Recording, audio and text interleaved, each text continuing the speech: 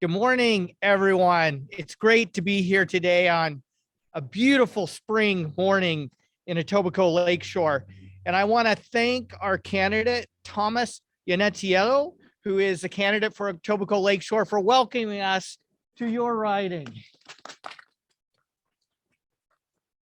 I'd also just like to take a moment to acknowledge that we're meeting today on the traditional lands of Treaty 13 lands of the Mississaugas of the Credit First Nation.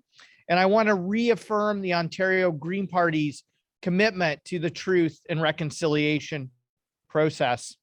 I also want to just say thank you so much to EV Network for hosting us this morning. EV Network is a company that helps people rent electric vehicles, test them out, and get access to new and used electric vehicle. Their goal is to make it easier for people to access EVs, which is exactly what the Ontario Greens are working hard to do as well. And this is the kind of leadership that the province of Ontario needs. And I want to thank all these amazing Green Party candidates who are here today providing the leadership this province needs to address the climate crisis. Let's be honest. Yesterday's budget was a pro-sprawl, anti-climate budget, the kind of budget that will take Ontario backwards and pave over our future. The fact that there's no environment chapter even in the budget tells you that Doug Ford's environmental agenda is to pave over the environment. Like, I honestly don't even know how the premier can look a young person in the eye, knowing that he is literally proposing to pave over their future. We know we can do better. This government says that if they are reelected, they are going to waste your money building highways like Highway 413, which will pave over the farmland that feeds us and the nature that protects us.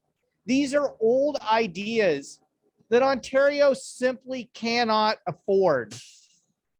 These 1950 ideas will pump a staggering $25 billion into new highway projects and expensive sprawl that will pollute the air, harm our health, make life even more expensive for families, forcing them into long, soul-crushing commutes. It will pave over the farmland that feeds us and the nature that protects us from flooding. This budget is a complete climate failure. And frankly, when it comes to climate, all the old line parties are failing Ontario.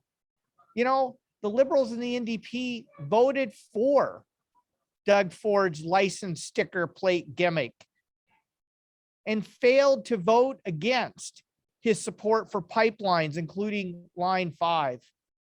Now, let's be clear, the Liberals have come out in support of one of Doug Ford's Greenbelt highways, the Bradford Bypass Holland Marsh Highway, which will significantly threaten Lake Simcoe.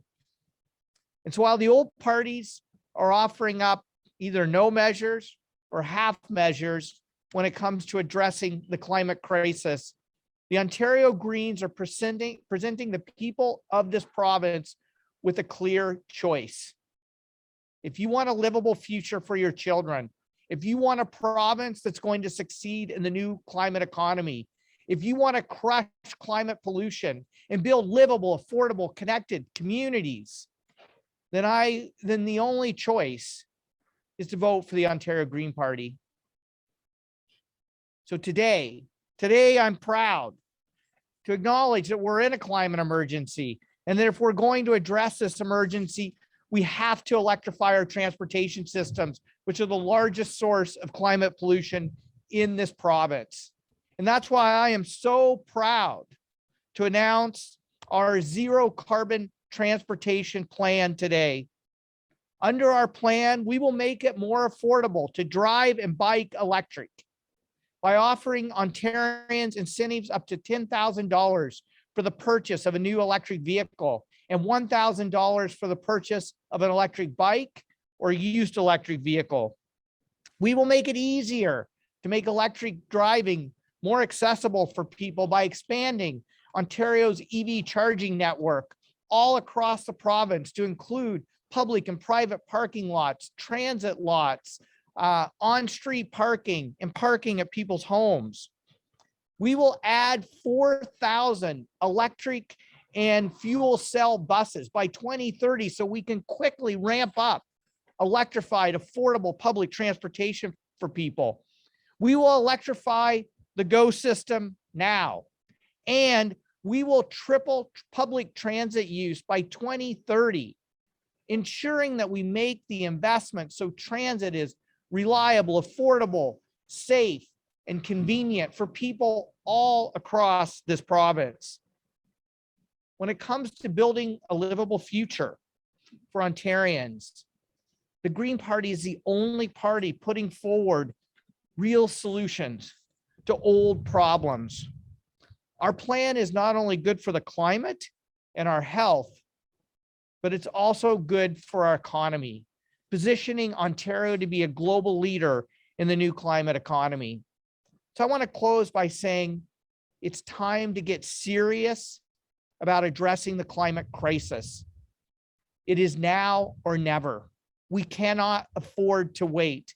And that is exactly why I need more Green MPPs to join me at Queen's Park. And now it's my honor to welcome to the mic the Ontario Greens Deputy Leader and our candidate for University Rosedale and one of Ontario's most well-known climate champions, Dianne Saxe.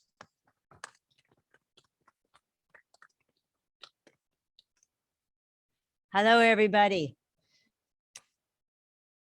Lots of people are coming to understand how wonderful it is to drive an electric vehicle. It's great cruising past the gas station instead of spending $100 a week and charging up for $5 at home overnight without having to stand there. It's more fun to ride in an electric vehicle. It's quieter, there's less vibration, it has more pep. Even my next door neighbor moved my car one day and came back and said, "Oh, that's really nice. My next car is going to be one of those." But a lot of thoughtful people worry about the batteries. So I'm going to talk to you about electric vehicle batteries, because electric vehicle batteries are part of how Ontario can win in the new climate economy. We have tremendous opportunities here with the resources that we have and the metals and the minerals, and Indigenous-led access to those minerals can really build us a better future. But what do we do with those batteries? So many people have this outdated thought that electric vehicle batteries, when you're finished with them in the car, they're garbage. And nothing could be further from the truth. The first thing is that an electric vehicle isn't finished when it's finished in the car or the bus or the truck. It's just too heavy for its power ratio to still be worth having in a vehicle. It works really well if it's on a cement floor. So what that means is there's a whole second life for electric vehicles in providing electricity storage very inexpensively. In fact, even while electric vehicles are in the car, by 2030, we will have enough electric vehicle batteries that they can help us meet the peak needs of our electricity system, which drives the largest part of the cost of our electricity system. So they can bring down the cost of our electricity system. And then what? So they can have a long lifetime in the car, then they can have a long lifetime providing electricity storage and helping us use most renewables in our electricity. And then what? People think we have to throw them away. This is not true. So one of the things I've been doing for the last couple of years is interviewing Canadian business leaders for my podcast, Green Economy Heroes. And one of the people I've interviewed is the head of Li-Cycle, the world leader in recycling of lithium-ion batteries. And he's a Canadian innovator building the business right here in Canada. So the bottom line is electric vehicle batteries will make so many things better, not just the experience of driving, not just the cost of driving, not just air quality, but also our electricity system, and they will bring us more and more benefits as the years go on. Let's have an electric future. Thank you, everybody. Thank you, everyone, for joining us today. And I want to thank all the Ontario Green candidates who are stepping up, delivering the solutions that Ontarians need. And thanks again to the Electric Vehicle Network for hosting us today. What an amazing company that you have going here. And let's electrify transportation and crush climate pollution. Thank you, everyone.